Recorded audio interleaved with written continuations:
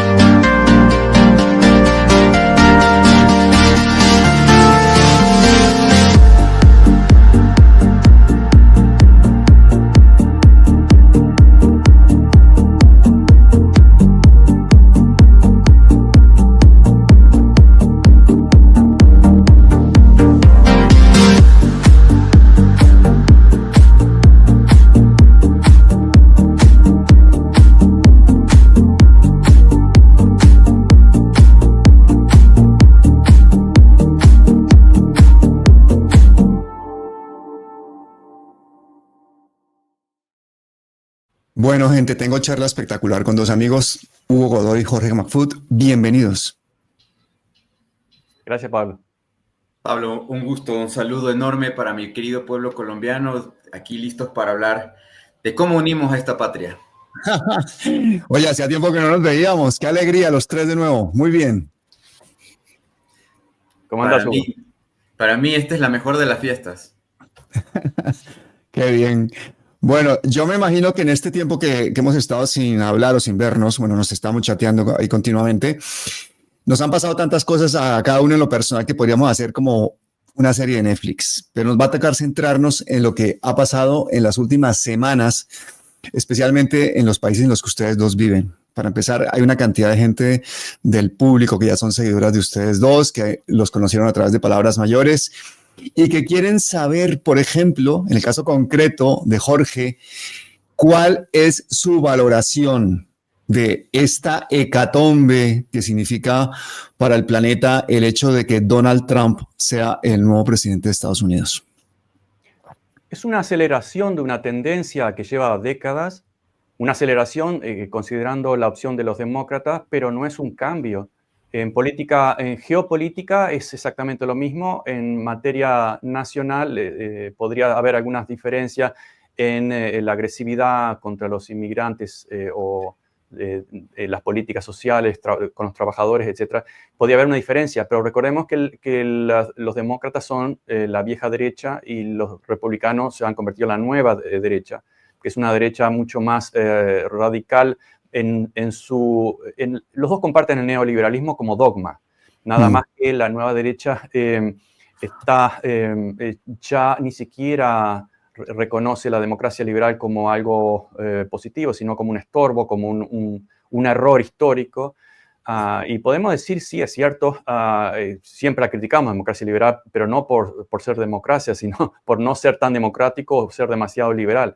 Liberal en un sentido económico, sobre todo, y aristocrático en un sentido social, en el cual 0,1% de la población lo monopoliza todo el poder social, político, narrativo e incluso hasta cultural. Esa es nuestra crítica. El sistema de Estados Unidos no es democrático. El sistema electoral es una herencia de la esclavitud, pero claramente no es democrático.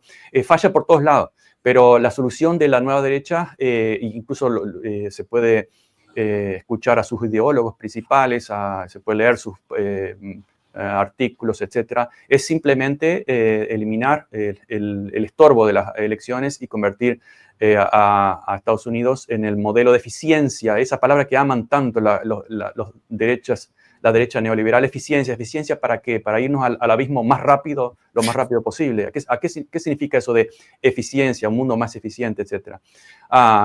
Destruir el planeta más rápido de lo que ya lo estamos destruyendo. Bueno, esa es la gran diferencia, pero va a haber novedades seguramente en la luna de miel de Donald Trump los primeros 100 días, pero a largo plazo va a volver toda su normalidad en el sentido de que el poder verdadero no está en la Casa Blanca.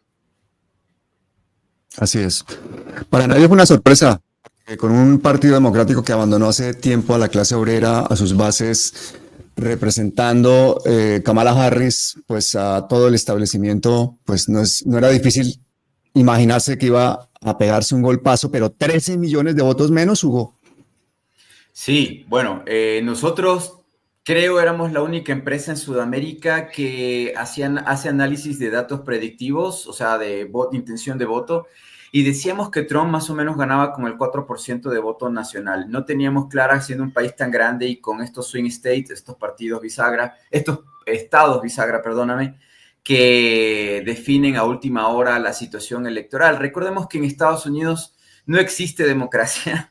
Yo prefiero ya simplificarlo así rápido para no ir muy largo, y que el tema de la posibilidad de voto, que aunque es facultativo o es libre, las personas que están suscritas para votar no les dan permiso para ir a votar en sus trabajos. El día que se escoge para la elección es un día entre semana en el que tienes que trabajar, y recordemos que en Estados Unidos la gente para llegar a fin de mes tiene 2, 3 trabajos en la mayoría de las poblaciones. Entonces, darte un espacio para ir a votar, o eres jubilado, si es que tampoco existe la jubilación patronal en Estados Unidos, se jubila quien ahorra a través de cajas de ahorro que tienen un nombre específico en el tema financiero. Entonces, es una cuestión un poco compleja el poder ejercer tu derecho al voto, y además cuando vas a un colegio electoral o un lugar donde votar, o un centro de votación, encuentras de un lado, de la izquierda y de la derecha, de los dos partidos, a alguien con pancarta diciendo: ven, te digo por qué tienes que votar por Trump, y al lado tienes: ven, por qué te tienes que ir a votar por Harris y no por los locos dementes de los republicanos. Entonces,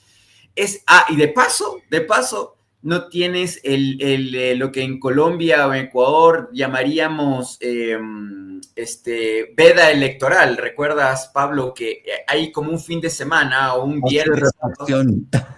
Perdóname. Lo llaman el periodo de reflexión o algo así. El periodo de reflexión para que hagas meditación, ¿no? Y es el viernes, sábado, en el que supuestamente tú tienes que pensar y recapacitar. Nadie tiene que publicar. El periodo de revolución. Sí. En muchos países existe ese periodo. Sí, es una ley antigua porque no aplica a las redes sociales, a los medios digitales. No aplica. En Uruguay, por ejemplo, no aplica, que ahora van a votar en balotaje. Es bastante irrelevante porque la mayoría del discurso o de la publicidad es digital, no en los medios tradicionales. Y afecta, claro. Sí. En el caso de Estados Unidos, muy brevemente, tiene razón Hugo, pero actualmente se puede votar días antes por correo. Es muy fácil, recibes la lista y votas, pero cuando vas a elegir los candidatos te das cuenta que es un saco de fuerza.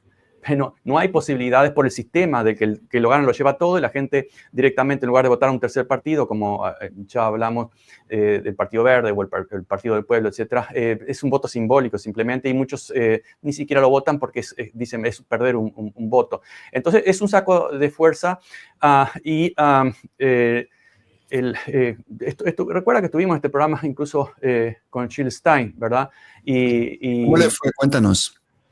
Bueno, la tuvimos en el auditorio, hicimos un diálogo y vos pasaste incluso traducido al español todo eso. Pero en los resultados electorales solo 600 o 700 mil votos, creo, ¿no? Sí, sacó poco. Pero ahora, recuerda que yo le dije a ella, en realidad, primero que el sistema electoral no es democrático, para empezar, es un legado de la esclavitud, ya explicamos varias veces eso. Segundo, que el verdadero tercer partido es el partido que se puede llamar el partido de la abstención. Entonces, más allá de que la gente tenga un domingo para votar, por ejemplo, como en algunos países de América Latina, igual no va a votar, porque en el año 2020, Biden sacó unos 81 millones de votos, Trump unos 80, y 80 más se abstuvieron. Pero ahora fue aún mayor el partido de la abstención. Es el primer partido, ya no el tercer partido. Los partidos que ganaron y el que perdió sacaron menos que el de la abstención. Hay una profunda depresión en cuanto a la percepción democrática, y yo digo que pienso que no es porque muchos creamos o crean de que la democracia es algo malo, sino precisamente porque ha sido, como los derechos humanos, como la libertad, una excusa para, así como en el mundo se imponen dictaduras, se invaden países en nombre de esas hermosas palabras, siempre se ha hecho, bueno, en nivel nacional también ha sido una excusa para seguir ejerciendo la plutocracia. Así es. Oye, pero yo creo que la extrema derecha latinoamericana debe estar feliz de haber visto ese triunfo de Trump. ¿Tú te imaginas? Bueno, les voy a poner ahora un vídeo Pero imagínense cómo estará la familia Noboa hoy. Cuéntanos, Hugo, ¿tú cómo crees que están celebrando los Noboa el triunfo de Trump? En la misma madrugada que Trump ya gana las elecciones, y esto es chistoso porque de varios países me empiezan a mandar videos de Milei diciendo ya se largan zurdos de mierda, ¿me entiendes? Y yo me decía, a ver, y me mandaban de Canadá, me mandaban de Perú, de algunos lugares, y porque yo tengo digamos, una presentación, ¿no? ¿Cómo decirlo? Yo no oculto mi ideología, mi pensamiento, mi forma de pensar y de ser, desde que me siento con un candidato para decirle, bueno, yo soy comunista, pero podemos organizarnos allí en el trabajo porque soy independiente, mi criterio de cómo yo trabajo para hacer publicidad, etcétera. Pero sabiendo eso, muchos me mandaban esto y a ver, dos cosas. En Estados Unidos nunca ha ganado un zurdo ni nunca ha habido gobierno de socialista, socialdemócrata o algo por el estilo. Y peor socialdemocracia, que es algo como la derecha en Europa. De izquierda nunca ha habido gobierno en Estados Unidos y no hay partidos que tengan ese tipo de tendencia ya, que tengan opción de poder. Y en la Argentina peor, o sea, esta idea tonta de que el peronismo, que es realmente el justicialismo, es izquierda, eso también es un engaño al pueblo de a pie. En todo caso, lo que pasa en el Ecuador es que, mira, ahora te la pongo fácil. Ahora hay una reunión esta semana de presidentes de los países iberoamericanos, esta que se daba cada año, Portugal, España, más los países de México hasta la Patagonia. No viene ningún presidente, no viene nadie con Noboa. Y aunque Noboa diga que el gobierno es pragmático, porque al final estos de derecha siempre dicen que no, que ellos son coyunturales, son pragmáticos, puede decir izquierda-derecha, ellos lo que hacen es buscar soluciones. No, eso es derecha. Está solo, está aislado, no se lleva bien con los países que le podrían dar energía, se peleó con México, que le podía dar diésel para las termoeléctricas, se peleó con Colombia, que le puede vender electricidad. Con Perú, que es otro país de ultraderecha, ni siquiera pueden articular y ordenar dos ideas porque en Perú se organizó la APEC, esta reunión de los países del Pacífico, y no van ni al uno ni al otro. Entonces, el hecho de decir en el siglo XXI, viva la libertad y que no sé qué, mira el caso de Argentina. Definitivamente el hecho de decir que es una nueva era, una nueva luz, el hecho de ser de ultraderecha y que para ellos es encontrar un camino para trabajar en conjunto con el mundo que es de derecha. La verdad, eso es lo contrario. Yo no creo ni veo en el planeta que los países que tengan la ideología de derecha les va bien o que incluso tienen una muy buena relación con otros países porque no tienen con quién hacer trabajo. Porque aunque digan que los de izquierda son los que se llevan mal o los que les va mal, Venezuela tiene más amigos que Ecuador. Oye, pero yo no entiendo cómo se lleva mal con Dina Boluarte, que ideológicamente tendrían que ir muy por la misma línea, ¿no?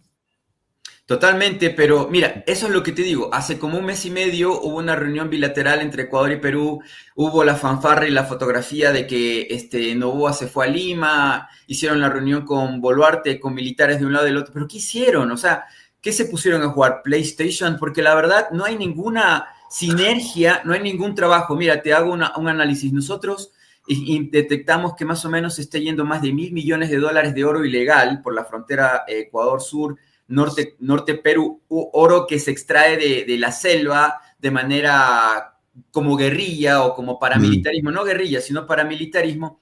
¿Qué se hace con ese oro del lado ecuatoriano? Se lleva al Perú, se compra armas de grueso calibre, armas del ejército y de la misma policía para las bandas criminales del Ecuador que trabajan en el narcotráfico, con oro. Y de paso también se compra la cocaína que llega a España, que tú me dices preocupado, Hugo, ¿qué está pasando? Me están inundando el país donde vivo, España, con un montón de droga. ¿Cómo es posible? ¿Cómo pasa esto? Porque existe, hay algo excelente en los narcotraficantes, que ellos sí son verdaderos capitalistas libertarios, carajo, porque ellos saben manejar el liberalismo del dinero. ¿Y cuál es el mejor dinero sino el oro? Encontraron una forma de utilizar un intercambio, un trueque entre oro por armas y por droga. Y eso es maravilloso porque al fin y al cabo el oro te lo reciben en cualquier parte del mundo, pero ¿por qué voy con el tema Boluarte? ¿Por qué no pueden coordinar el control de frontera? ¿Por qué no pueden decir, mira, yo voy a trabajar de esta manera? El oro no es algo fácil de transportar. Sí, se lo pueden caletar en camiones, todo lo que tú quieras, pero es un metal, no sé, algo se puede hacer. se tiene que transportar, que supongo por carretera, en mula no creo que lo hagan. Entonces, no se organizan. ¿Y quiénes son los afectados? Ecuador, Perú, Colombia, todos los países que se están repletando de armas, y también Europa, porque Europa, siendo también países de supuestamente izquierda, no tienen la voluntad de, en vez de meterse en Ucrania, venir acá y decir, miren, les vamos a apoyar, ¿qué quieren? ¿Tecnología? ¿Qué quieren? ¿Aviones? ¿Qué quieren? Lo que sea, les regalamos. No, lo que prefieren es poner bases militares, imponer deuda externa para seguir destruyendo el sistema de control, que no tenemos plata ni para la gasolina, y mira, estamos invadidos de todos estos tres graves problemas, ¿no? Pero te voy a decir una cosa, Jorge. Yo creo que Hugo no está exagerando absolutamente nada, y a la empresa y a la industria que sí le va muy bien en Ecuador es a la industria de los plátanos. Cuidado a este vídeo y miren las relaciones que hay con España. Impresionante. Industria platanera ecuatoriana de bandera. El máximo responsable de perseguir los delitos económicos en Madrid ha sido pillado con 20 millones de euros escondidos tras las paredes de su casa. Ha ocurrido hoy. El inspector jefe de la UDEF, de la Policía Nacional, en Madrid, ha sido detenido junto a su mujer por narcotráfico y blanqueo de capitales. Una operación contra el tráfico de drogas que ha logrado incautar el mayor alijo de cocaína en la historia del narcotráfico en España. Más de 13 toneladas que viajaron a nuestro país desde Ecuador ocultas entre plátanos. Es la segunda mayor incautación de toda Europa y una de las más importantes del mundo. Bueno, ¿qué les parece? ¿Qué les parece el temita?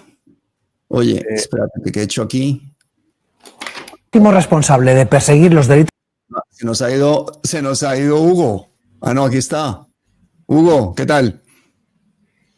Mira, el tema de España ya viene ocurriendo varios años.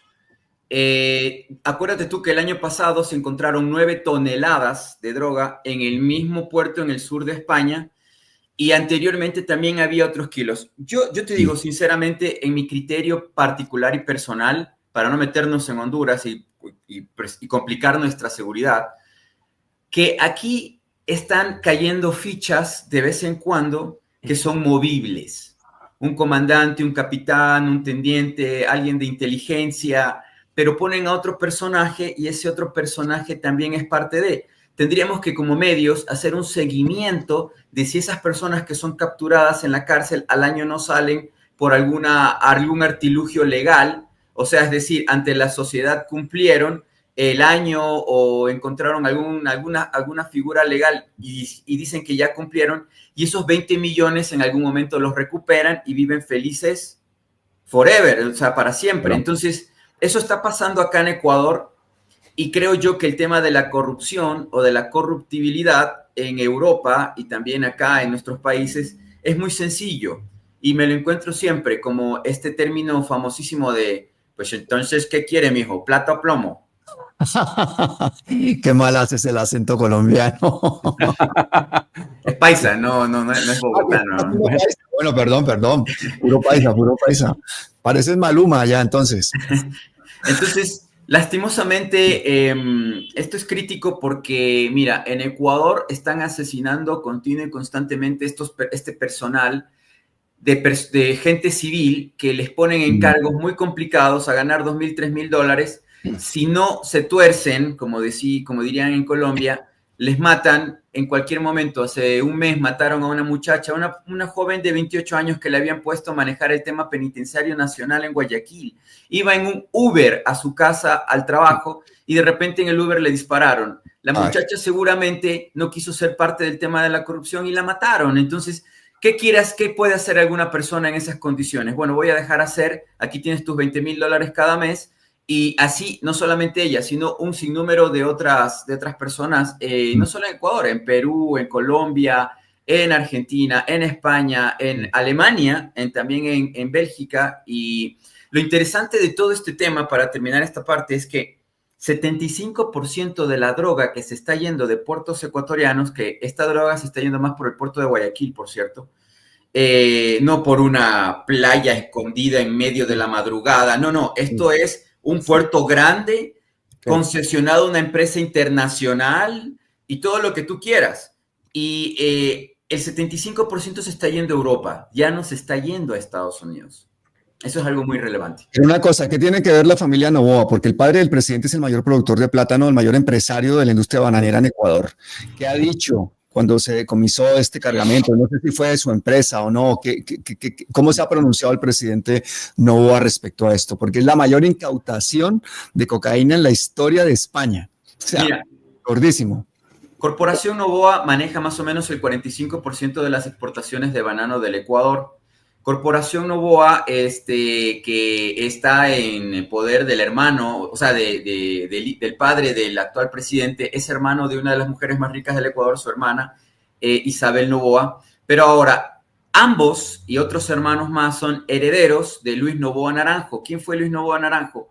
Un testaferro, un creado por la United Fruit Company y por la Standard Fruit Company, que al fin y al cabo, luego de que son sacados de Colombia, creo que eso lo hemos comentado y Jorge también sabe muchísimo más, en su libro habla. De hecho, conocí más por el tema Colombia por Jorge que por cualquier otro periodista o reportero, pero a lo que voy es, una vez que salen de Colombia, lo que está pasando en Ecuador es lo mismo que vimos el siglo pasado. Sacan a las bananeras de Colombia por la crisis, por las masacres y las matanzas, ahora están sacando el transporte de la coca hacia Estados Unidos y Europa porque existe un presidente que no se está dejando, porque la guerrilla ya está desapareciendo, entonces todo eso se está viniendo a Ecuador, perdóname. Entonces, lo que antes ocurría con el tema de las bananas, que fue migrando de Centroamérica a Colombia y de Colombia a Ecuador y se quedó en Ecuador forever, se convirtió Ecuador en la República Bananera.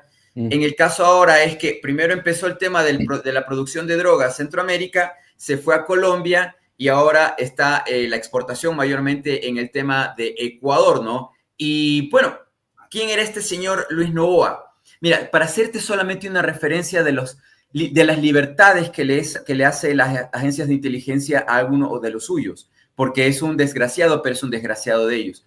Luis Noboa tenía la libertad de importar de la Florida autos robados de alta gama. Cuando en Estados Unidos se puso de moda de que robaban Audi, Mercedes, Ferraris, los metían en los barcos de Noboa, en los barcos graneleros, los de grano, donde se supone que había soya, lenteja, venían autos Mercedes-Benz, llegaba al puerto de Guayaquil, ¡oh, qué sorpresa! Había en Guayaquil una especie de autonomía de la ciudad, gobernada y cuidada por Noboa y por sus autores políticos, León Febres Cordero y compañía.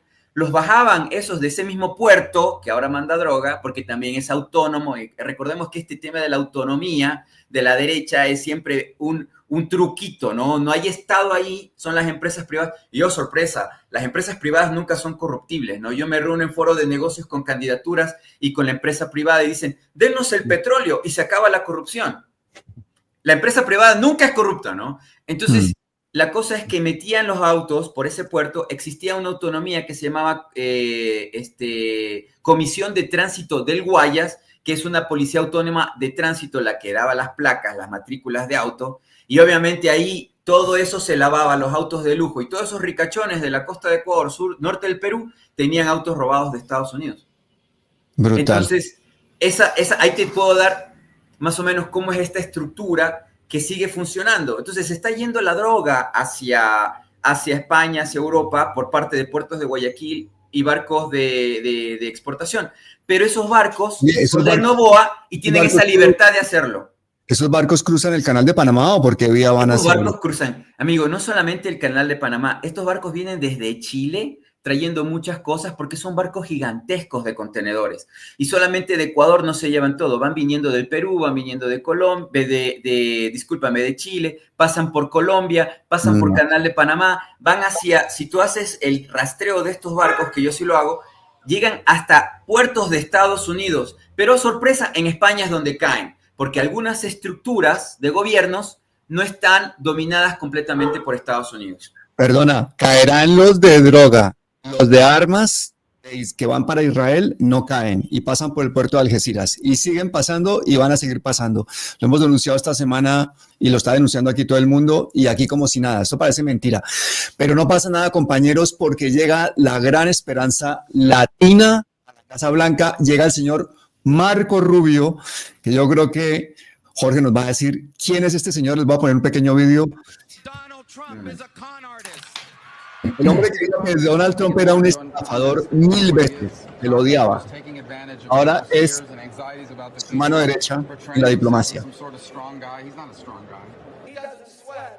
No paró de insultar a Trump toda la vida, ¿no?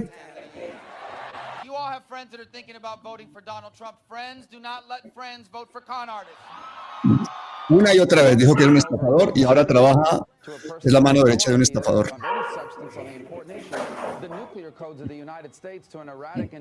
So we cannot allow the conservative movement to be taken over by a con artist. How can the nominee of the Republican Party, of the party of Lincoln, the party of Reagan, the party of hope, and the party of optimism nominate someone who refuses to... Se llamaba estafador, racista, bueno, de todo, de todo.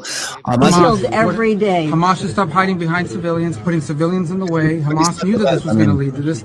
So Hamas should stop building their military installations underneath hospitals. So you don't care that 15,000 have died? You don't care about the babies that are being killed every day? I think it's horrifying. I think it's terrible, and I think Hamas is 100% to blame.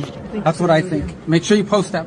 Sí, no, tranquilo, que sí lo vamos a poner, no te preocupes, Marco Rubio, que sí que lo vamos a poner, porque ¿cómo es posible que este señor sionista latino termine siendo la mano derecha de un racista al que él mismo insultó, vilipendió? O sea, explícanos todo eso, Jorge, porque eso ya creo que entra en el terreno como de la parasitología o alguna cosa de esa. Parasitología. Parasitología, sí. Mientras Hugo hablaba, hice una lista mental como de 10 o 12 puntos que no lo había obviamente a tocar, pero hay uno de esos puntos que todos lo conocen, que el presidente Noboa nació en Miami, como muchos otros refugiados, sí, sería ilegal en muchos países. Pero en fin, ¿a quién le importa? En Ecuador es ilegal, les cuento. Sí, bueno, pero ¿a quién le importa? El hecho mismo del poder de las privadas, que fue la definición de Banana República, es decir, que las grandes privadas, no nacionales, sino extranjeras, sobre todo, dominaban la política, pero además ponían sus propios estadounidenses a veces, sobre todo en el Caribe, y ciudadanos estadounidenses en otras repúblicas, que no, ese es el caso. En el caso del narcotráfico, por ejemplo, también hay un tema de clase y de poder, obviamente, de la misma forma que el cobalto es extraído para los teléfonos, para la alta tecnología de Apple, de Samsung y de otras grandes compañías, extraído por esclavos niños, como ustedes saben. Cientos de miles de esclavos niños trabajan extrayendo cobalto por $2-3 por día, no pueden ir a la escuela, mueren o tienen enfermedades debido a sus condiciones brutales de trabajo, laborales. Y en Colombia, los que producían la cocaína, bueno, en otros países también eran granjeros o campesinos que por una miseria, si mal no recuerdo los números, andaban por los $1,000, $2,000, $3,000 por año, cuando un kilo de cocaína ya puesto acá en Estados Unidos podía llegar hasta $100,000. Entonces, es un tema de poder y cuando incluso Hugo hablaba irónicamente, de los privados no son corruptos. Por definición, la empresa privada es una forma de esconder la corrupción, porque es privada. Si fuera pública tendría forma de auditorías o de una demanda del pueblo, aunque no sea mucha, pero al menos hay la posibilidad de demandarle a cualquier gobierno ciertas rendiciones de cuentas. A un privado prácticamente no. Y si es muy fuerte, como acá en Estados Unidos o en otras partes, menos todavía. Las drogas que se pasan en Argentina, Patricia Bullrich reporta que hemos cerrado bocas, etc. Lo mismo en Uruguay. Compraron un escáner millonario, privatizaron el puerto, la droga pasa por Montevideo y la descubren en Europa. Y acá en Estados Unidos demonizamos a los latinoamericanos, especialmente los políticos. Es un caballito de batalla típico en cada elección, cuando no solamente los consumidores están acá o en Europa, como decía Hugo, ahora la mayoría en Europa, pero de cierta droga, porque el fentanilo y eso todavía sigue siendo el mercado más atractivo aquí. Pero no solamente se consume, que es la raíz del problema, sino que además se envía las armas y la distribución acá está hecha por mafia estadounidense, porque los pobres ilegales que no saben ni el idioma ni a quién tratar. Es un tema de poder. Y esa retórica también es la que, ahora conectando con tu pregunta, con Marco Rubio, es la que conecta otro hijo de la misma mafia. Recordemos que aquí en Estados Unidos y acá está mi libro 1976, donde el FBI consideraba a Miami la capital del terrorismo del hemisferio, y no por casualidad. Estaba toda la mafia ahí, en ese caso era mayormente de los cubanos del exilio, pero ahí absorbieron todos los genocidas de Centroamérica, todos los genocidas y dictadores, todos los más corruptos empresarios, fueron ahí. Y cuando la CIA dejó de pagarles a muchos de ellos porque se salieron de control, continuaron recaudando dinero, no solamente a través de atentados terroristas, sino de donaciones de un estilo de mafia de presión a sus propios camaradas y de grandes negocios, que Inter de Miami, de hecho, en gran medida está fundada con dinero de ese tipo, a donde juega Messi y Suárez. Entonces, existen acá incluso una gran cantidad de criminales que han manipulado los papeles de inmigración. Y bueno, esos son los verdaderos criminales, pero no es que mataron a uno, son criminales en masa y corruptos en masa, pero están legalizados, porque el poder siempre legaliza o compra, ¿sí? No solamente compra de forma corrupta, según la ley, sino que cambia la ley a su beneficio y blanquea. Entonces, eso es muy común. Marco Rubio es parte de esa generación que se pinta a sí mismo como expulsado por la Revolución Cubana, y eso también lo explicamos. La mayoría de los que estuvieron en Miami eran de la mafia cubano-kosher, también, cubano-kosher o judía, que dominaban Cuba desde los 30, 40 y 50. ¿Recuerdan la ley seca que promovió mucho dinero en Tijuana, por ejemplo, en la frontera, o en La Habana? La Habana era la gran capital del lujo, pero del lujo para unos pocos. El resto de Cuba era una miseria y con una expectativa de vida muy baja, con grado de analfabetismo muy alto, etc. Todas esas mafias que se fue desplazada por la Revolución Cubana, obviamente vino para acá, se fueron a Las Vegas también. Es una larga lista. Incluso terminan matando a John Fisher Kennedy. Creo que eso no fue Hugo, pero bueno, ya volverá. Ese es el problema de Ecuador, otro con la...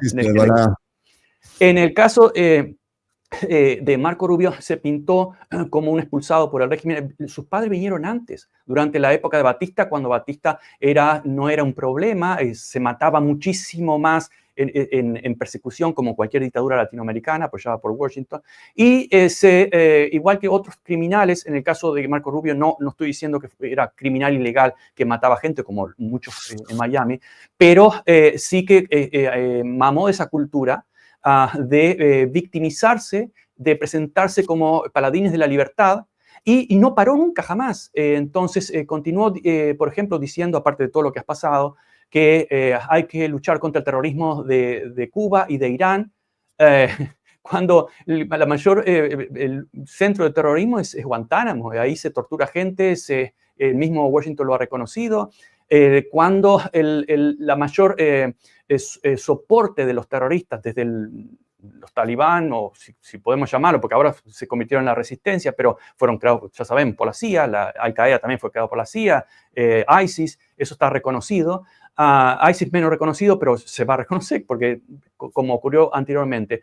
Es decir, los grandes capitales de Occidente han creado, financiado profundamente el mayor grado de terrorismo. Eso del terrorismo que llamamos terrorismo, porque son grupos ilegales que matan gente, o los paramilitares en Colombia también recibieron dinero de Chiquita Bananas y muchos otros para continuar matando. La mayor parte de las víctimas de Colombia fueron en manos del paramilitarismo, no de la FARC. Pero además está la otra forma de terrorismo, ese terrorismo que vemos todos los días, en el cual aviones millonarios con bombas millonarias revientan y matan refugiados, niños en escuela, y eso está bien para Occidente. Es el mayor terrorismo, como decía nuestro querido Noam Chomsky. Es el verdadero terrorismo. Y definimos terrorismo, lo decía él hace ya décadas, cuando es terrorismo ajeno. Cuando es nuestro terrorismo, es defensa por la libertad, es decir, el lavado de la palabra, de la narrativa, para ejercer la violencia brutal. Y no me voy a todas las masacres de millones y millones, de cientos de millones que ocurrieron en Asia, en África, en América Latina, financiadas y producidas directamente y a veces indirectamente a través de sus proxies, como dicen ahora, que eran los dictadores de turno, por las potencias occidentales, sobre todo por Inglaterra y Washington. Y es que no es eso terrorismo, es el más brutal y más cínico terrorismo. Y ahora, en el caso de Marco Rubio, él tiene al lado de su oficina la bandera de Estados Unidos y la bandera de Israel. Hay alguien que dijo, bueno, ¿por qué le besamos la mano a Israel cuando somos nosotros que estamos pasando billones de dólares? ¿Por qué no tenemos un AIPAC o un lobby saudita que recibimos dinero de ellos? Pero no, solamente hay un país que puede interferir en las elecciones, puede interferir en los negocios de otro país. ¿Y cuál es la traducción de esa interferencia, de ese terrorismo psicológico mediático que mucha gente tiene miedo de criticarlo porque pierden su trabajo o por otras razones o sus puestos como políticos? La traducción, y termino acá para darle paso a Hugo, la traducción es que tanto los demócratas, ustedes recuerdan, la mayoría del gabinete era sionista. No encuentras uno que criticase el sionismo. Todos eran sionistas, ya sean judíos, cristianos o lo que sea, pero eran sionistas. En este caso, en el caso del gabinete de Trump, incluido Marco Rubio y todos los demás, que además hay muchos que se dicen orgullosamente descendientes de India, y acá llegó un patrón muy sospechoso. Si lo vemos, el ex primer ministro británico, casi todos los políticos descendientes de hindúes o de India, como Kamala Harris y algunos que ahora están en el gabinete, todos de extrema derecha. Yo sospecho que hay una conexión con el cipayismo hindú, de esa clase acomodada de India, cuando Inglaterra era la corona e India era la colonia más preciada, que creó durante siglos esa cultura cipaya, pero no del pequeño guardián, sino el cipayismo de la clase alta hindú. Hugo, creo que vamos a estar ante un recrudecimiento de las políticas proteccionistas, punitivas, militaristas de los Estados Unidos, y más con Marco Rubio allí. ¿Cuál es tu predicción? ¿Cuál crees que van a ser los nuevos derroteros? ¿Vamos a ver un trumpismo desaforado? ¿Vamos a ser más que nunca el patio trasero de Estados Unidos? ¿O esto nos va a obligar a derivar hacia los BRICS y masivamente Latinoamérica va a empezar a levantar un poquito la mano? Cuéntame un poco cuál es tu opinión.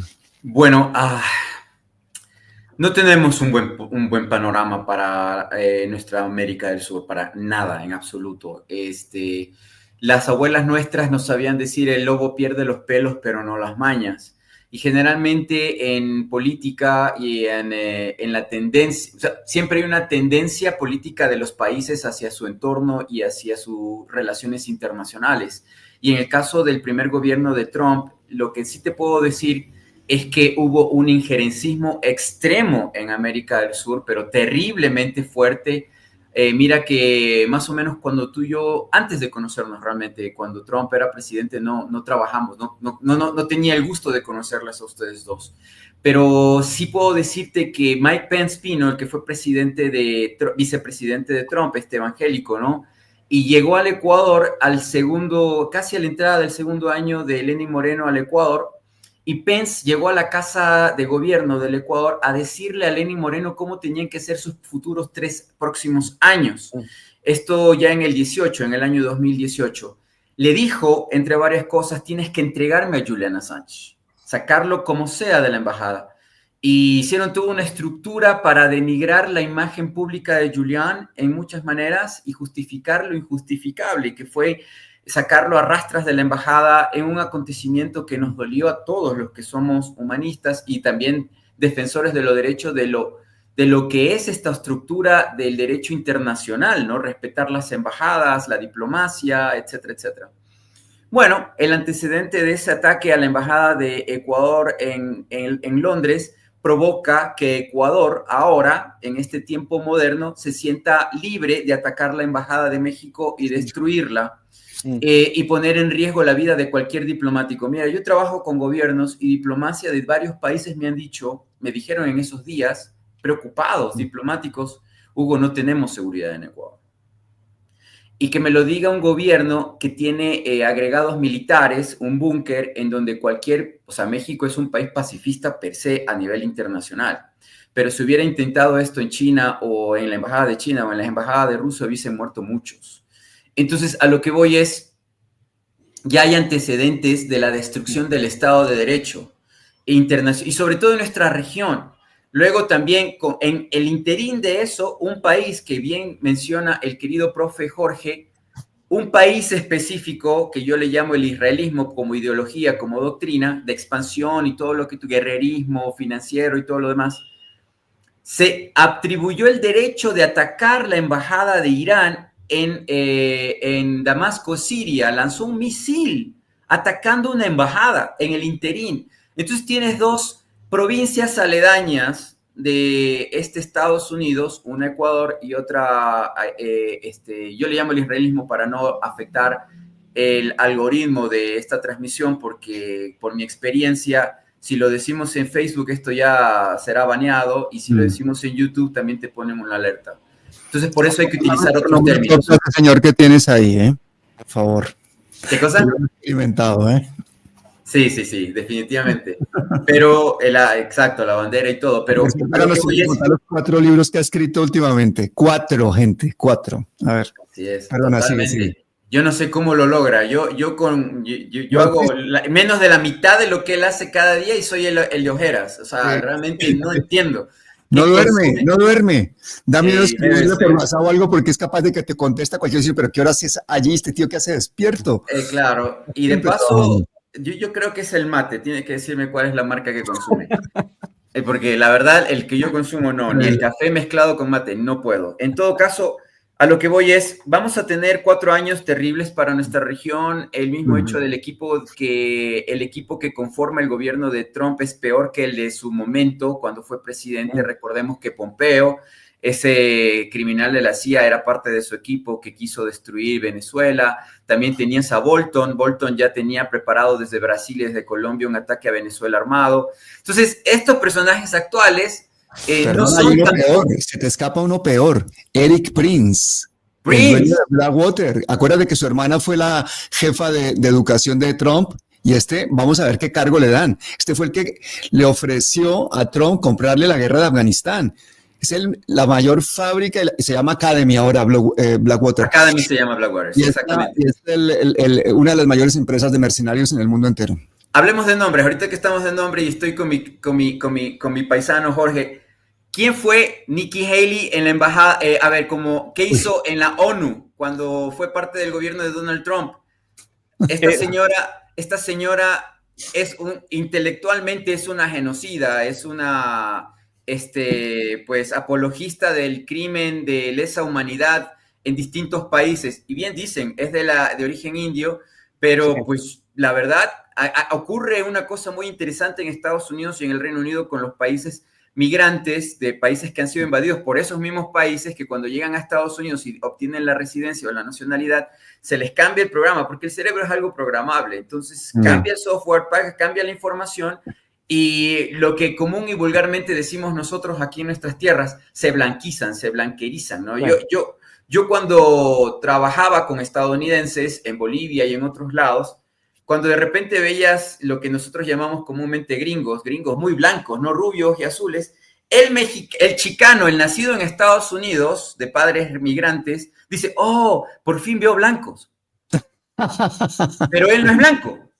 Sí. Pero, a ver, y en nuestra América hay una cantidad de blancos impresionante. De hecho, los 3 que estamos aquí podríamos ser considerados por alguna organización social de nuestros países de izquierda como, están hablando los blancos privilegiados desde la academia, que han estudiado, que tienen madre y padre, que tienen agua y electricidad en su casa y que son hombres de paso.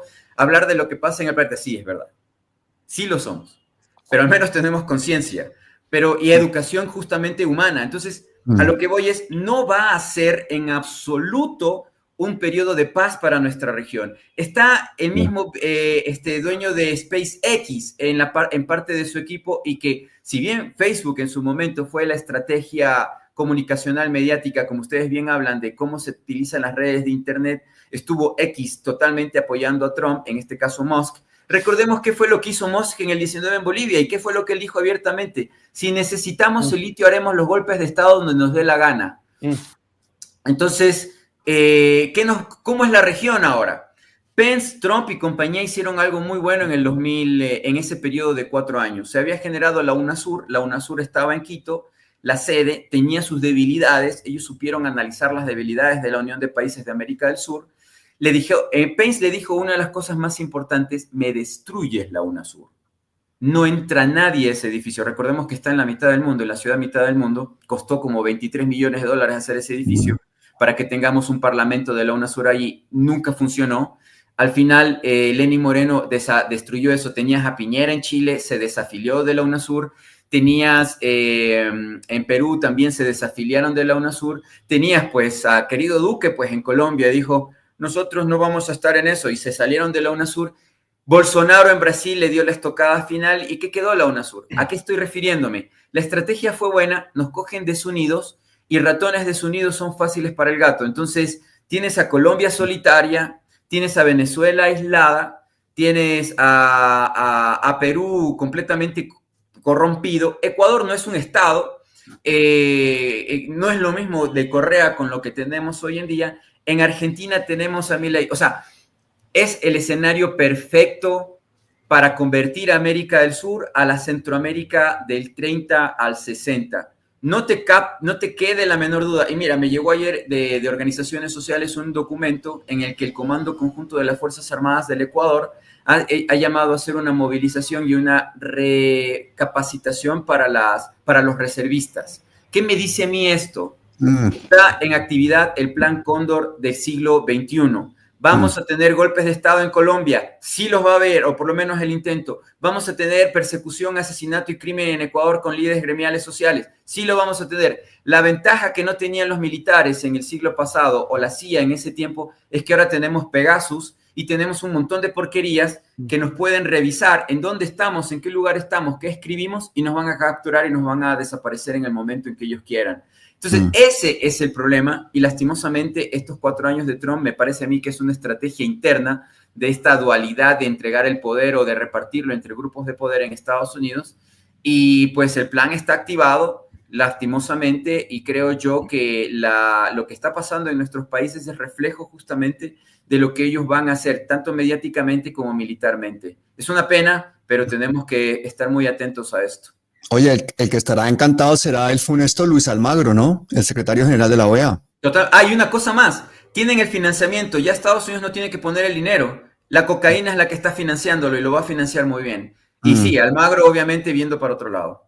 Claro, lo de siempre.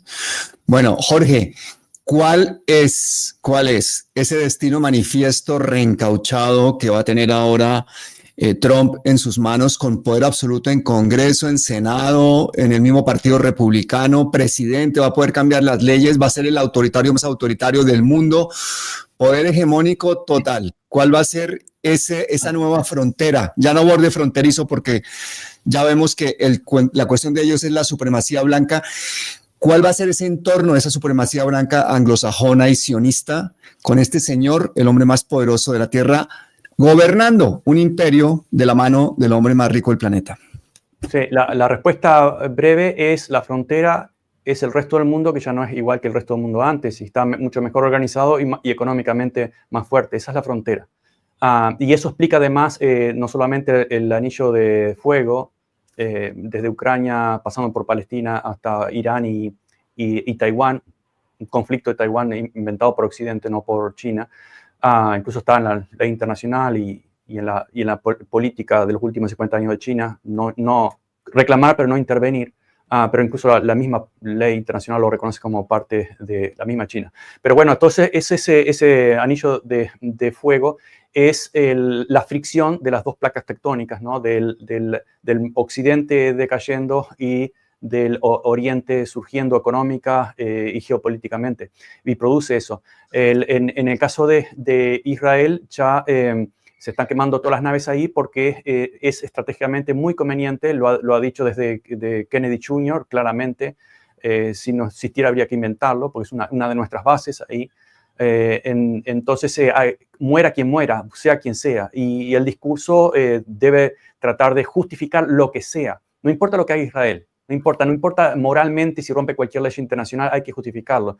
Y para justificarlo hay que tener no solamente en los medios, sino en la Casa Blanca y en el Congreso, gente que esté apoyando y convencida de corazón, como Nikki Haley, que mencionabas, yo no quiero asociar con pueblos, porque mi asociación era con un grupo hindú de clase alta, que además tiene cierta rivalidad con los musulmanes, etc.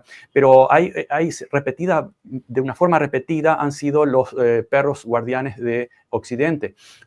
Nikki Haley firmaba las bombas que iban a ser tiradas sobre Gaza, por ejemplo, la ex embajadora de la ONU. Ahora Tulsi Gabbard, bueno, también descendiente y orgullosa descendiente de hindúes de clase alta, etcétera, es la directora de inteligencia, ¿sí? Están todos abajo, de la NSA, la CIA, el Pentágono, todo lo que sea inteligencia, que son como 12, 13 agencias secretas, están bajo su supervisión, etcétera, etcétera. La narrativa incluso ha llegado al descaro en un país supuestamente. Si los padres fundadores, que en Estados Unidos, llamados padres fundadores, los hemos criticado por ser hipócritas en el sentido de no aplicar sus ideas, que eran muy buenas, a la realidad, teniendo esclavos, etc. Pero si escucharan hoy los discursos, se volvieran a morir.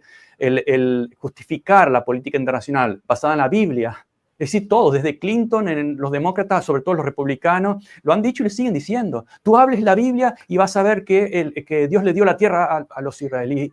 Eso, el derecho internacional, ¿cuándo se basó en un libro específico de una religión? Si no, vamos a pasar también usar el Capital de Marx o el Bhagavad Gita de los hindúes y decir, este es el derecho internacional. Viviríamos una guerra permanente, pero ya estamos en una guerra permanente, pero estaríamos matándonos entre los vecinos. Eso no tiene ningún sentido, pero se lo dice. ¿Por qué? Porque todavía tienen el poder militar más importante y China todavía no lo ha usado.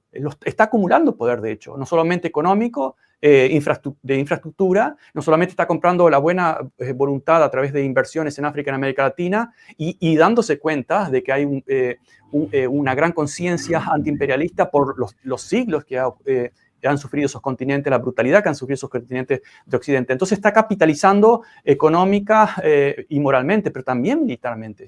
Sigue preparándose. Entonces, Occidente está viendo eso y su carta es: quememos todas las naves, igual que estamos haciendo en Israel. Quememos todas las naves, ya naves, principios morales, principios de derecho internacional, no importa, es el objetivo. Recordemos, es la mentalidad protestante, lo importa el objetivo, lo moral después lo arreglamos. Y el objetivo es no perder esa ventaja, que podemos hablar incluso del dólar y de las cryptocurrency o las criptomonedas ahora, luego, pero es no perder esa ventaja destruyendo, como se destruyó a China a mediados del siglo XIX, como se destruyó a India y a Bangladesh antes todavía, y destruyendo y dominando y dictando sobre el mundo. Como se ve que se viene ese problema, entonces hay que quemar todas las naves, pero no es tan fácil.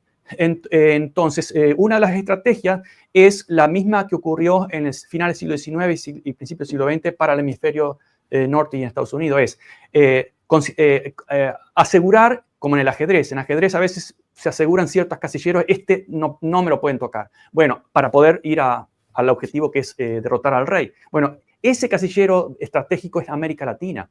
Si Estados Unidos no domina América Latina, geopolíticamente hablando, militarmente hablando, y como consecuencia luego económicamente hablando, China está haciendo al revés. Si no lo domina, está en una situación muy vulnerable. Por lo tanto, hay que esperar una mayor agresividad. Estamos viendo, por ejemplo, la embajada en Brasil. Tiene varios niveles de subsuelo. La nueva embajada estadounidense en Brasil. Inexplicable eso. Se ha tratado de justificar de que, bueno, es para consulados. Por favor. Jorge, perdón que te interrumpa, solo una cosa. Ayer hubo un ataque terrorista en Brasilia, justamente en la Plaza de los Tres Poderes. Estallaron 2 bombas, y esto no es casualidad. Sí, bueno, no es casualidad, como tampoco fue casualidad el veto un poco antes de ese anuncio de la embajada contra Venezuela, que los BRIC no tienen una ideología, es una estrategia, es una alianza estratégica. No hay una razón para vetar a Venezuela, sea del gobierno que sea. Sí está en acuerdo con esa estrategia de eso. Sí que es defensa económica a través de una moneda independiente, defensa militar, etcétera. No es una alianza cultural, no es una alianza, etcétera. Entonces hay ciertas coincidencias muy sospechosas. En el caso del anillo de fuego, bueno, lo que quiere Israel es meter a Estados Unidos en una guerra contra Irán, y ni Irán ni Estados Unidos lo quieren, por obvias razones estratégicas. Me has adivinado la siguiente pregunta que te iba a hacer. Si finalmente Netanyahu se iba a salir con la suya e iba a conseguir que Estados Unidos ataque a Irán. Es lo que quiere. Y la narrativa es que Irán es el demonio y se va a acelerar esa narrativa. ¿Por qué? Porque esa es la idea, que Estados Unidos entre en guerra con Irán como lo hizo con Irak. Entonces, también que entre con Irán y de esa forma se logra. Incluso hay carteles, han visto en Israel felicitando a Trump y el cartel dice Make Israel Great. No dice again, dice great. Es decir, el gran Israel. Es un sutil, pero muy claro, los carteles enormes pagados en las calles.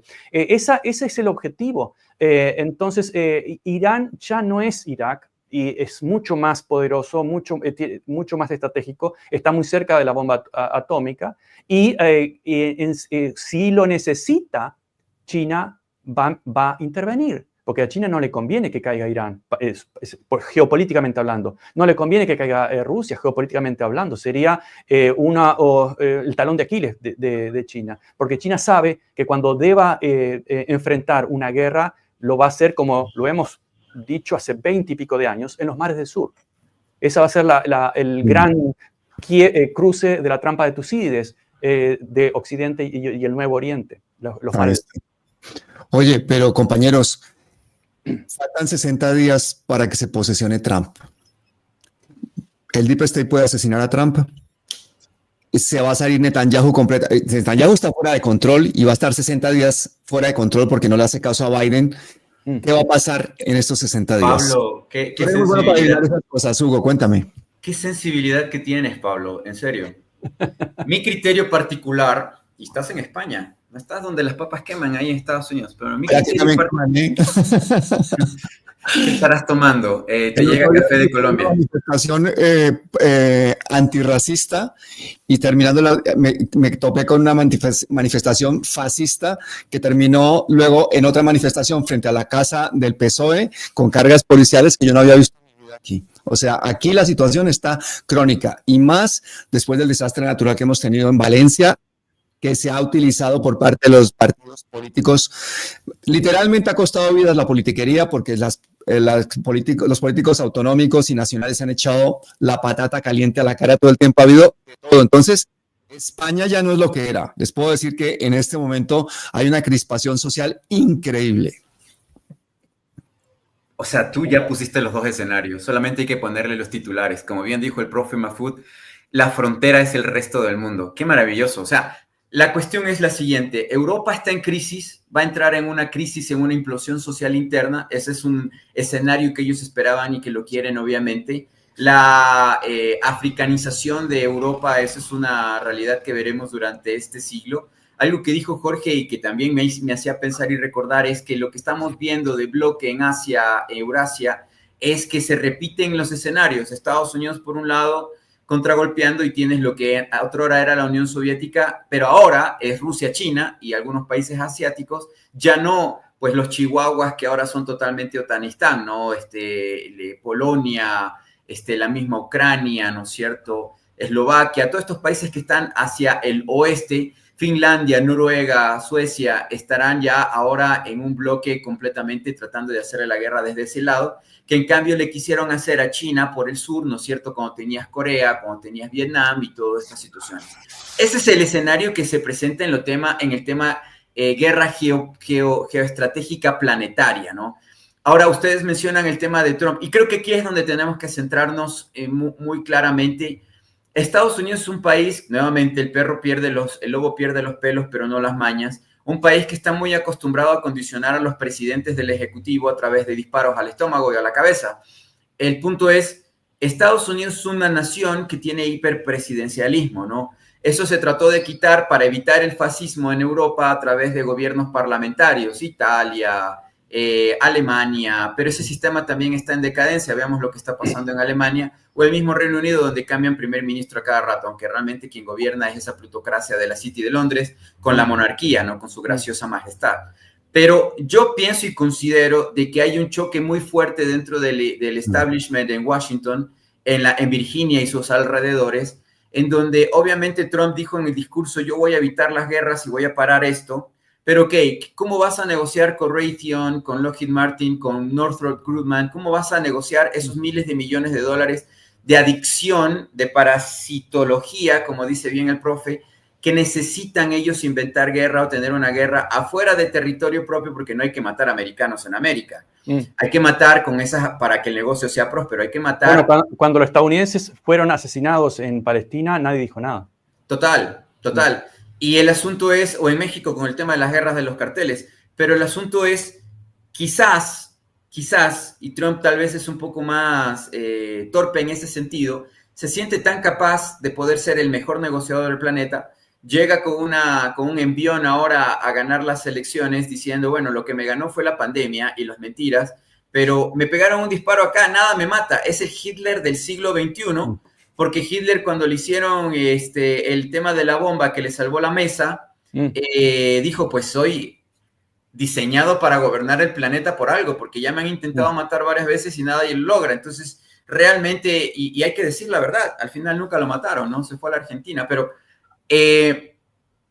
Trump tiene mucho de ese espíritu de que nada lo puede detener.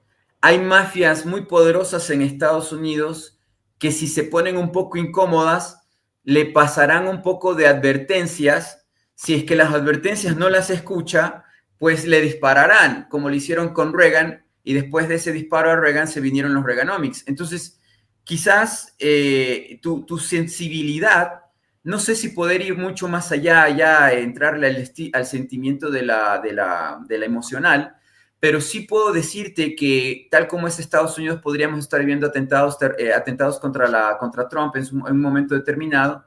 Y si Trump no hace exactamente lo que el guión dice, probablemente no lo tengas terminando el mandato. Pero me refiero por muerte. Pero pues yo creo que no está en la vida, en la historia de él, el arriesgar por los ideales de la humanidad. Eso absolutamente no lo creo en absoluto.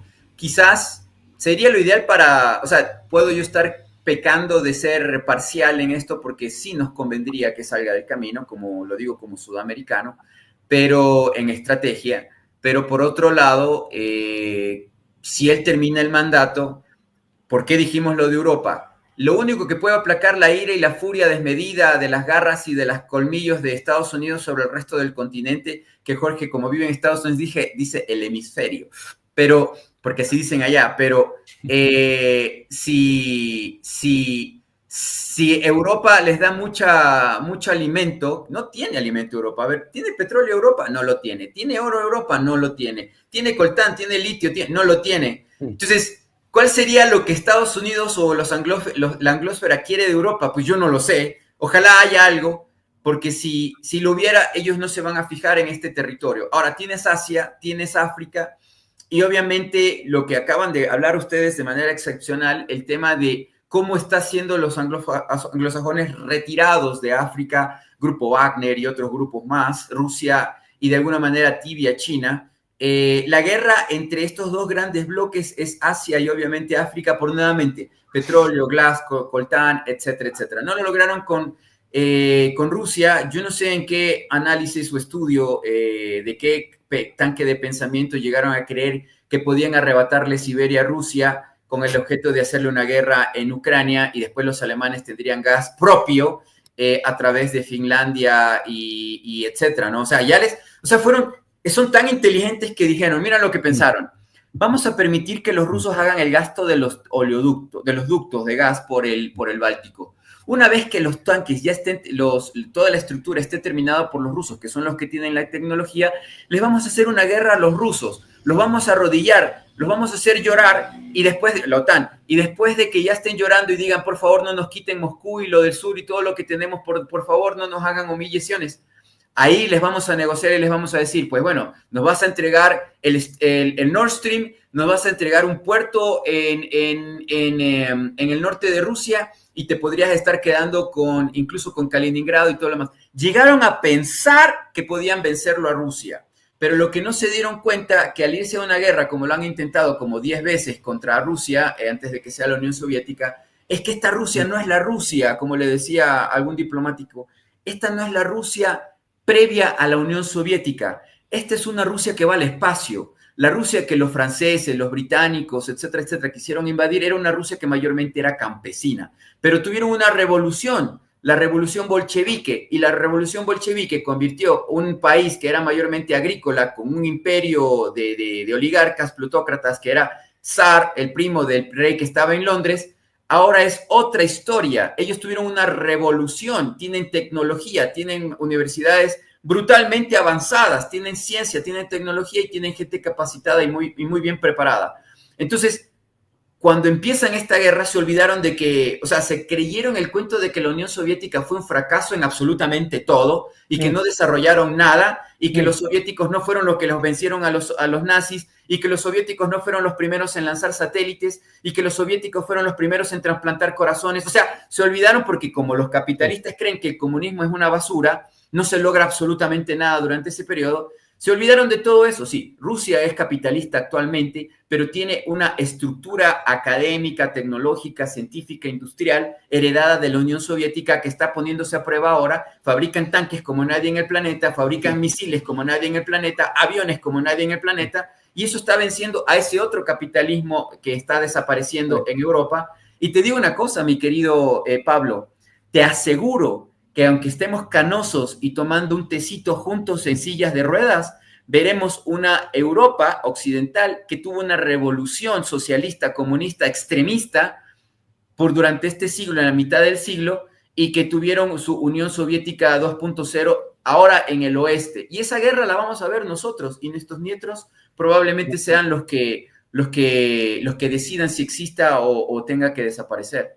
Ese quiebre es inevitable en este siglo. Pero complementando lo que decía sobre la Unión Soviética, obviamente, bueno, también nunca se cuenta que se duplicó la expectativa de vida, etcétera, y que la implosión, lo que yo llamo implosión, para mí fue un suicidio simplemente, porque ni China ni Cuba necesitaron hacer eso sin defender o atacar ninguna ideología, es por lógica pura, ¿no? Fue un suicidio. Ahora, aparte de todo eso que mencionás, no hay que olvidar que el gran problema de Occidente no fue ideológico, porque el liberalismo existe cuando hay una potencia incuestionable, es lo mismo que el libre mercado. Cuando esa potencia comienza a ser cuestionable, aparecen los nacionalismos, es decir, ahora vemos de una forma más primitiva, tribal, de que en realidad no podemos dejar tantas facilidades como decíamos.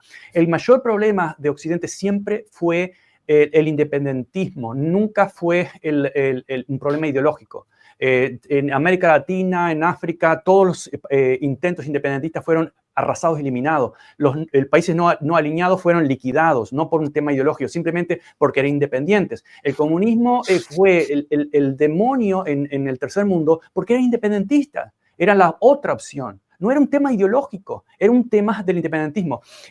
Rusia, como bien decís, Hugo, por la historia, sabemos, ha sido invadida montones de veces, nunca la pudieron conquistar, nunca se arrodilló, siempre resistió y contraatacó, pero además por su característica y su extensión, es independiente en recursos, primero, de muchas formas, y además a todo eso que mencionaste, Hugo, hay que agregarles que el Ártico hoy no es el mismo que el Ártico hace un siglo. El Ártico hoy es navegable, lamentablemente, debido al calentamiento global. Y China le conviene, porque China es un landlocked country, es decir, es como Brasil. No es mediterráneo, pero está atorado geográficamente. Estados Unidos tenía la posición geográfica perfecta, ideal, con dos grandes océanos a cada lado, etc. Difícil de invadir y muy fácil de invadir a otros países. Entonces, China tiene otra opción muy importante comercialmente, militarmente, etc., de dar la vuelta por el Ártico, que es otra opción que no la tenía antes, debido a ese deshielo, que es trágico para la humanidad, pero geopolíticamente hablando, les beneficia tanto a China como a Rusia. Y por lo tanto, más allá de las grandes diferencias ideológicas entre China y Rusia e Irán, los une no solamente un enemigo común, agresivo, profundamente agresivo, sino además la necesidad de sobrevivencia a través de la independencia. ¿Cómo se logra independencia? Bueno, lo mismo que dijimos en América Latina. ¿Cómo se logra independencia? Que es la clave del desarrollo. No existe ningún país, ninguna región que se desarrolle económica, culturalmente, mediáticamente, sin independencia. Ahora, ¿cómo hacen países pequeños? China pudo hacerlo porque no la pudieron, era demasiado grande para quebrarla cuando vieron que estaba surgiendo, sobre todo a mediados Jorge, de la década pasada. Para que entienda México, son los soberanistas, no esa independencia, que allá son ahora soberanistas. Bueno, independentistas. El golpe de Estado de Nicaragua en 1909 fue ese gran problema, que no era socialista, era independentista o más independiente de lo que esperaban las bananeras y lo sacaron. Ahora, esa independencia a través de los BRIC, también en América Latina, independencia y África, no hay otra forma que a través de las uniones. Uniones no para ser serviles o estar debajo de un país de otro, sino uniones estratégicas. Entonces tenemos como círculos concéntricos, diferentes tipos de uniones con el objetivo de la independencia de cada pueblo, de cada cultura, y al mismo tiempo unión como integración. Ahora, en el caso de Rusia, China y Irán, son uniones estratégicas muy claras. China todavía la necesita, a pesar de que sea un país gigantísimo en población, en territorio y en poder económico. Todavía la necesita. Imagínense América Latina, mucho más todavía. Oye, Hugo decía, es que Europa no tiene petróleo, no tiene coltán, no tiene, bueno, tantos recursos. Y sabes que tampoco no tiene personalidad, no tiene convicciones. Le vuelan el Nord Stream 2. Le tiene que comprar el gas licuado 40% más caro a Estados Unidos y sigue dando todos sus arsenales, subiendo el gasto militar para hacer feliz a la OTAN, que es la que manda en Bruselas. La única solución que yo le veo a todo este problema es que realmente el sur global, vía BRICS, se empodere, se empiece a desdolarizar el mundo, todos estos puntos calientes se relajen. Imagínate tú con cohetes hipersónicos, gente que está en el estrecho de Hormuz en este momento. El Estado de Israel puede desaparecer en cuestión de horas con un ataque coordinado, con cohetes hipersónicos para los cuales no tienen defensa. Israel está en este momento en una encrucijada brutal, con un maníaco al frente que le da igual todo y que está durante 60 días con una luz verde para hacer lo que le dé la gana, porque hasta que no entre Trump, él no va ni siquiera a negociar ni a hablar. Estamos en este momento en una situación en Latinoamérica, en África, en buena parte de Asia, o sea, lo que es el sur global, desesperada. Vimos la cumbre de los BRICS, el gran protagonista Putin, por supuesto, pero vimos cómo hay esas reticencias, por ejemplo, entre India y China para llegar a una moneda común, que no estaría en el mejor de los casos antes de 6 años, una moneda común de los BRICS. Pero sí vimos una diplomacia funcionando en esa reunión de los BRICS. Vimos una serie de países que incluso entre India y China arreglando sus problemas limítrofes antes de llegar a la reunión de los BRICS. Vimos unas mentes trabajando para conseguir un comercio, por supuesto cada uno con sus intereses, por supuesto cada uno con sus particularidades, y no estamos hablando de que sea Santos, ni aquí se está defendiendo a Putin, ni a Irán, nadie. Estamos viendo un grupo que maneja más dinero que el G7 hablando de comerciar, de desdolarizar precisamente para tener un sistema económico libre del matoneo del dólar. Eso a mí me abre una puerta de esperanza porque, claro, yo soy de un país pobre, tercermundista, que no tiene nada que decir ni que opinar, pero que resulta que con un sur global unificado, en un momento dado sí podemos hablar de un verdadero orden multipolar. Esa desdolarización pasa por precisamente los estados petroleros desdolarizados y ya hemos visto grandes avances a ese respecto. Entonces yo quisiera preguntarles a ustedes, ¿cómo ven la situación? Vamos a poner un caso concreto y es un ejemplo que a mí me sirve muchísimo para que los colombianos que nos estén escuchando lo entiendan. ¿Cómo ven ustedes el caso concreto de un país como Colombia, que para más INRI tiene a un presidente que se le ha enfrentado valientemente al imperio norteamericano, que ha cortado relaciones comerciales con Israel y que le ha llamado genocida al genocida Netanyahu? ¿Cómo ven ustedes la esperanza que puede tener ese sur global en países como Colombia ante una situación tan absolutamente incierta? Porque estamos hablando de países que tienen Rusia 12.000 ojivas nucleares, incluso Israel 300 o 500. O sea, estamos en una situación en la que estamos jugando todos a los dados con la humanidad, con el planeta, y nosotros hablando de desarrollar nuestros países, de pacificarnos, de no matarnos entre nosotros, de comer todos los días. ¿Cómo se sobrevive a esa situación viviendo en un país pobre o siendo un presidente como Gustavo Petro? Empecemos por Jorge. Bueno, ya lo dijimos el año pasado o más contigo y con Boa Santos, ¿recuerdas? mi posición es que Petro desde el inicio está en una situación muy frágil, por el contexto colombiano, pero además por el contexto internacional. Desde mi punto de vista ha tomado medidas basadas más en la moralidad que en la conveniencia, lo cual humanamente es lo correcto. Ahora, políticamente es muy peligroso. Y Colombia, como toda América Latina, es muy fácil, especialmente las alianzas se inventan alianzas cada tanto y luego se las desarticula, etc. Lo que demuestra el neocolonialismo. ¿A quién le interesa una región tan desunida? Cada vez que cambian de gobierno se pelean, destruyen las alianzas, ideologizadas. Dicen, no hay que ideologizar la política. Pero son los mismos de derecha que mete la ideología para continuar balcanizando América Latina, que ha sido la historia latinoamericana desde el siglo XIX, para que los otros grandes imperios la dominen. Y esa es la situación actualmente. ¿Cuál es la gran alianza de protección? ¿La OEA? No, no tenemos una independencia, porque además la OTAN en Washington.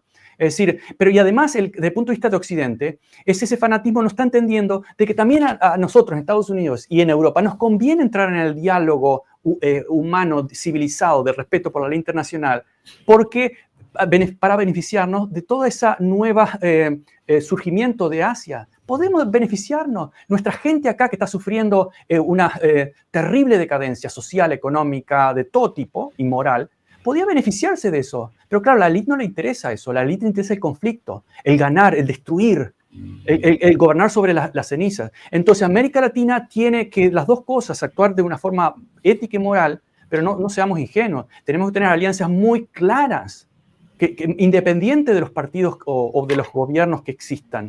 Alianzas realmente defensivas. No, ¿cuál es la estrategia de defensa del Cono Sur, etcétera? Invitar al ejército, a los militares estadounidenses a poner más bases. Eso, la vieja historia, para luego manipular los medios, meter presidentes y decidir desde afuera. Es totalmente lo contrario que estamos hablando del independentismo, de la independencia, de tomar nuestros negocios en nuestras propias manos. Y decencia, señores. Acá en Estados Unidos, si lo entienden eso, les va a convenir una región más amable y que se desarrolle, porque eso, si mis vecinos están en la miseria y a mí me va bien, bueno, como ego puedo estar contento, pero a la larga, lo decían los griegos antiguos, a la larga la pobreza y la miseria y las cenizas van a llegar a tu puerta y te va a ir mal. Entonces estamos en una situación suicida, pero además la política, y lo conecto brevemente con el Nord Stream 2, en Estados Unidos sobre todo se basa en una narrativa religiosa. Recientemente Marco Rubio insistió en que el Nord Stream fue volado, obviamente, dijo, cosa de sentido común, fue volado por los rusos. ¿Cómo los rusos invierten? Necesitan hacer mejor negocio con Nord Stream y se van a atacar, van a reventarlo, uno de los mejores proyectos que tenían. Pero además de eso, ya lo hablamos de esto, fue hasta reconocido que fue planificado por la CIA y ejecutado por muchos ucranianos. Es decir, ¿cuál es el sentido común? Ni siquiera sentido común. Dejemos las pruebas de lado. Entonces, repite que, como decían los nazis, a la larga se va a creer, porque como decía el texto religioso, el mundo fue creado a partir del verbo. Entonces la palabra importa más que los hechos. ¿Cuándo un hecho le cambió la fe religiosa a alguien? Nadie, nunca. Pero no estamos hablando de religión. Señores, vayan a la iglesia, arrodíllense y péguense la cabeza contra las paredes si quieren, pero cuando salen de esos templos, no traigan toda esa mentalidad que no funciona y que es criminal profundamente a la política, a los negocios, a los medios, etc. Es decir, digo lo que quiero creer y que los demás lo acepten porque si no van a sufrir las consecuencias. No, sí, la misma pregunta para ti. ¿Cuál es el papel del sur global, de los BRICS? ¿Qué se puede hacer? ¿Cómo ves la coyuntura colombiana y cómo ves la coyuntura latinoamericana en todo esto? Siempre me cambias lo que tenía pensado en el vals, me lo cambias por tango. Mira, Galeano decía, nosotros teníamos oro y ellos tenían su Biblia. Cuando ellos llegaron, nos quitaron el oro y nos entregaron su Biblia. Y eso es así y ha sido siempre la misma historia. Ahora, la situación es muy compleja para nuestra región. Creo yo que hay más posibilidades hacia Centroamérica, que viendo el mapa o el planeta, si la mitad del mundo pasa por Ecuador, por norte del Perú, Brasil, deberíamos tener una concepción distinta de lo que realmente es Centroamérica, pero volviendo pensándolo desde como los anglosajones dividieron nuestra región, nuestro continente.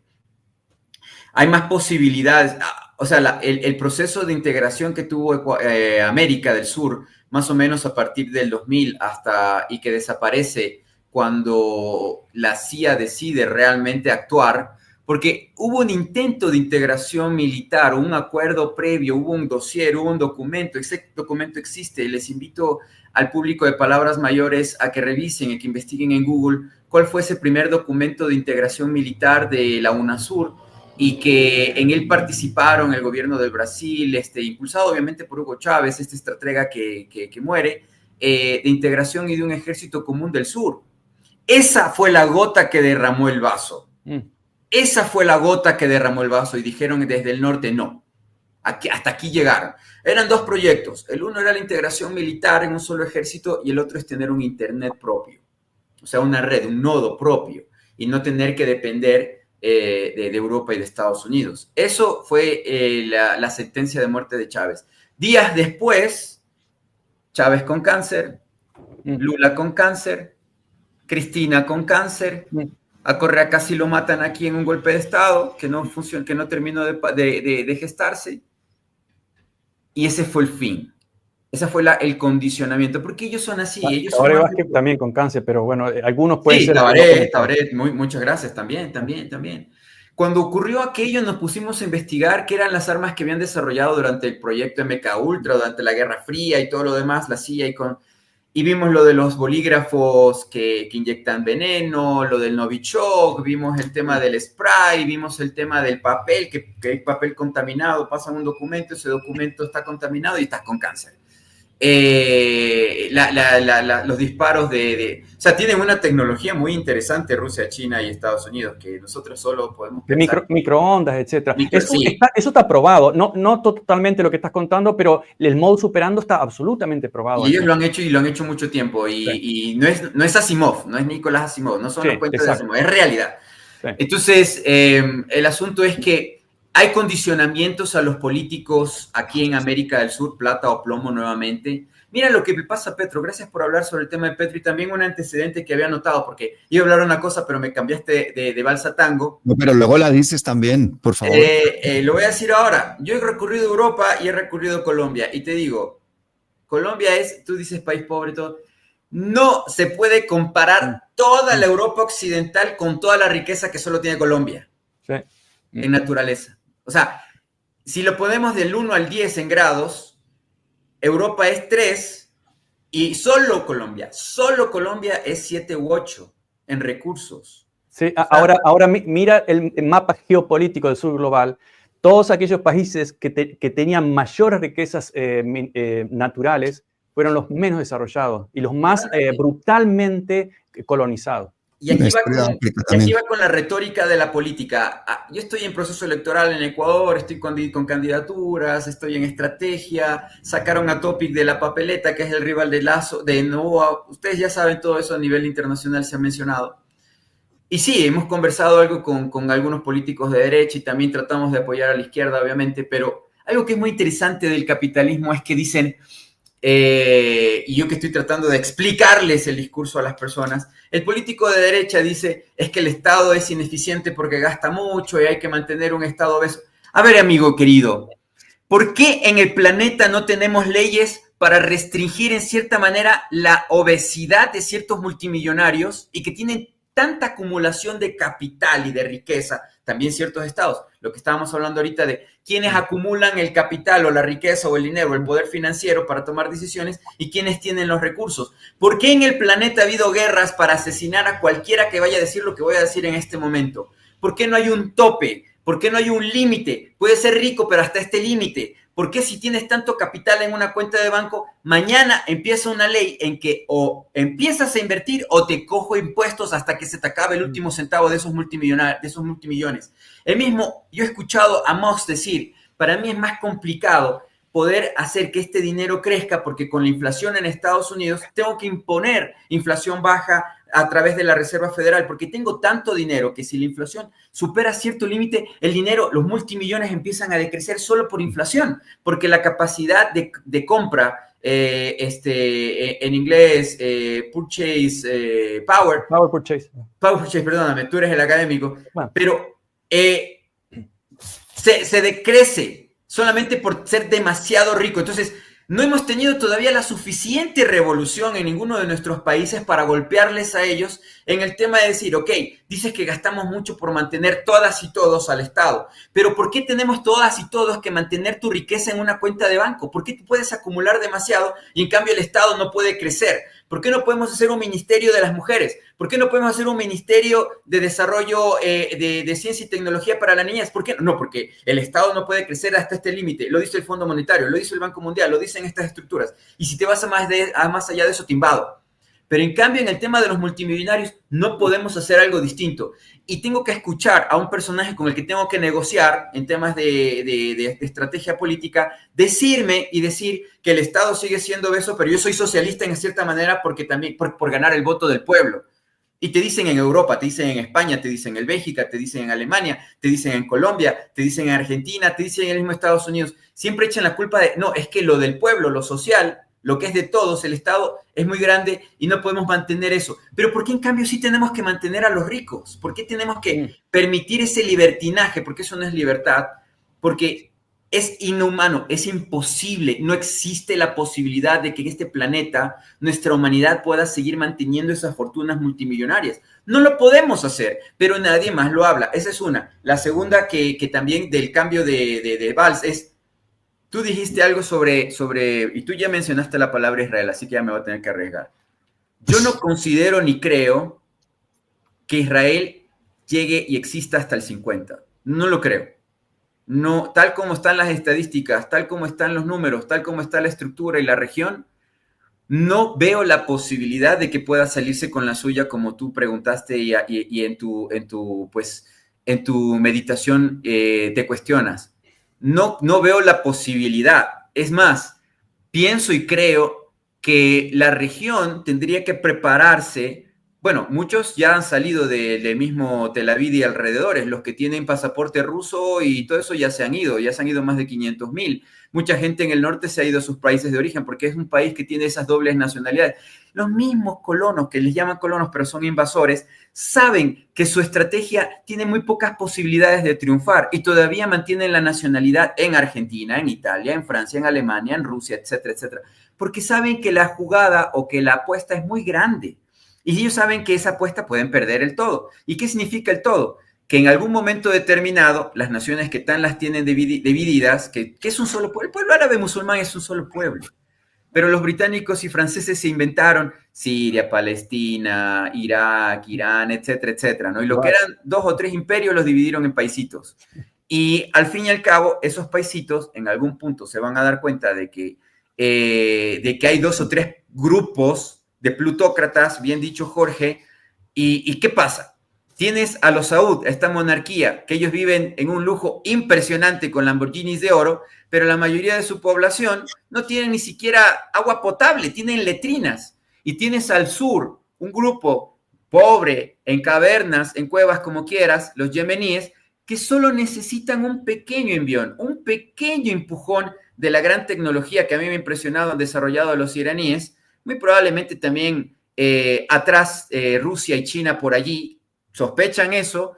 Yo también tengo que darle crédito a los iraníes, a los expersas, que en definitiva, si tú tienes cualquier pueblo y lo empiezas a trabajar y lo presionas y lo presionas y lo presionas y apuestan por la técnica, por la ciencia, por la investigación, en prueba y error, finalmente vas a descubrir la bomba atómica, finalmente vas a llegar al espacio, finalmente vas a desarrollar alguna ciencia, alguna tecnología. Lo hicieron los soviéticos, ¿por qué no lo pueden hacer también los persas? Entonces, a lo que voy es, ya hay suficiente técnica, suficiente tecnología y suficiente pretextos para decir, hermanos árabes, quienes nos están estorbando, hay que empezar a sacarlos. Los yemeníes ya estaban al punto de entrar en Arabia Saudita. ¿Pero qué hicieron los Saud? No son tontos, tienen inteligencia.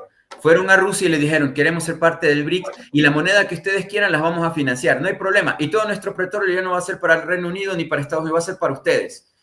Pero ¿qué pasó en este año de los BRICS, en Kazán? Fue tal la presión que los Saud dijeron, ya no vamos a ir. Y no sabemos si realmente vamos a hacer BRICS o no, porque los yemeníes todavía siguen existiendo. Y lo que ellos querían es que el genocidio que están haciendo con el pueblo palestino, los rusos y los chinos también se metan con el pueblo hutí. Que bueno, hutí es un apodo, ¿no? Pero realmente ellos son yemeníes, ¿no? Y Ansarallah es la guerrilla, es el movimiento político y también la milicia. Pero más allá de aquello, te digo, yo no le veo la posibilidad, porque el pueblo ruso no es Reino Unido, no son los ingleses.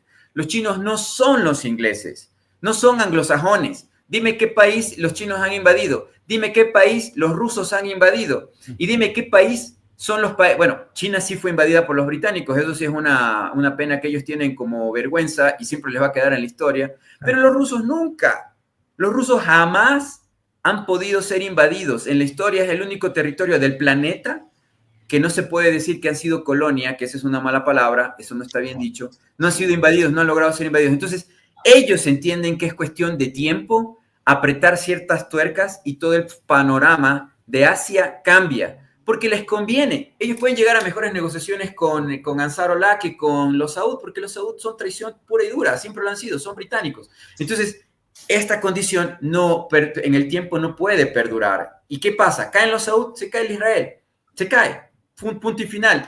Y tienen la milicia, claro, tienen a Hezbollah, que tiene todo el equipo humano y el recurso para invadir desde el norte hasta el sur, y no es necesario ni siquiera lanzar bombas. ¿Por a quién le van a lanzar? Al norte del Israel, que ya está invadido, no van a poder. Entonces, la estrategia, y yo soy un simple especialista en comunicación que de vez en cuando converso con gobiernos. Ellos saben millones de cosas mucho más que yo y tienen ya la estrategia planificada. Y yo no soy tan inteligente como ellos sí tienen una inteligencia y recursos. Entonces, la decisión ya está tomada hace un tiempo atrás, solamente que es en el momento adecuado, en el espacio correcto, seguramente ellos harán esas cosas. Porque una cosa más, nosotros tres somos americanos, somos personas nacidos en un continente de procesos muy cortos, y somos muy cortoplacistas. Acá vamos de hablar de pueblos que son milenarios, de mucho tiempo, y ellos saben que esto es un proceso largo.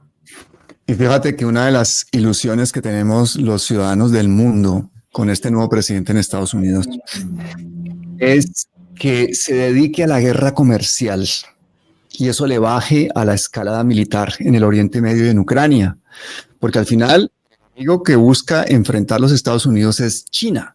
Por eso esas amenazas de la guerra arancelaria de Trump desde hace tanto tiempo, y eso de alguna manera, sabiendo lo pragmático que puede ser un tipo que ha sido un gángster básicamente toda su vida, puede hacer que le parezca un mal negocio la guerra en Ucrania y se quiera orientar hacia esa guerra económica en China, o se dedique más a... Antes que Jorge, perdóname, Pablo, pegando tiros, ¿no?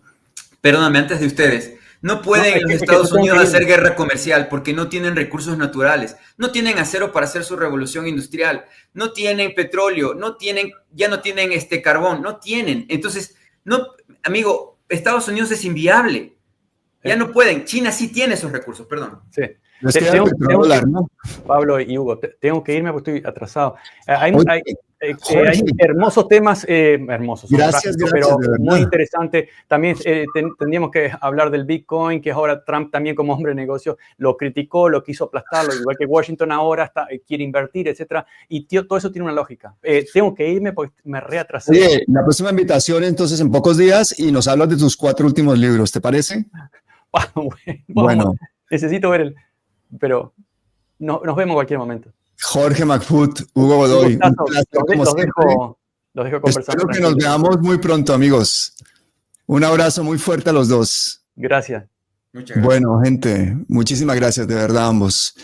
Gente, para el sábado, les voy a poner un video muy importante, que es una entrevista que le hace Chamel a Adrián Correa Flores, que es el director general de la Unidad de Planeación Minero-Energética de Colombia, para que entiendan. Eso es un video de 20 minutos, muy cortico, pero muy buena entrevista, contundente, espectacular. Este hombre además habla con una claridad impresionante, para que entiendan si tenemos o no gas, si tenemos o no petróleo, qué le pasa a Colombia con la transición energética, cuáles son los cuentos, cuáles son los miedos, cuál es la realidad de la electricidad. O sea, una charla de 20 minutos en que ustedes van a aprender más que los que se pasaron no sé cuántos días estudiando durante años todos los bulos que ponía los medios hegemónicos sobre las crisis energéticas, sobre las energías limpias, etcétera, etcétera. Así que el sábado prometo ponerlo prontito para que lo vean y el domingo hacemos nuestro en vivo con Mauricio Jaramillo, que yo creo que esta vez no nos va a fallar. Así que muchísimas gracias a todos. Les deseo pues mucha fuerza, mucha resistencia. No es fácil asimilar todos los contenidos que han visto, que han escuchado ustedes hoy, sobre todo los que no estén acostumbrados al tema de la geopolítica. Yo les recomendaría marcar este video, compartirlo, fraccionarlo, sacar las partes, las píldoras que les interesen, pasarlo por WhatsApp, colaboren. Nosotros ya decimos la tavera, le toca a ustedes ahora divulgar también este conocimiento. Muchísimas gracias a todos. Hasta siempre.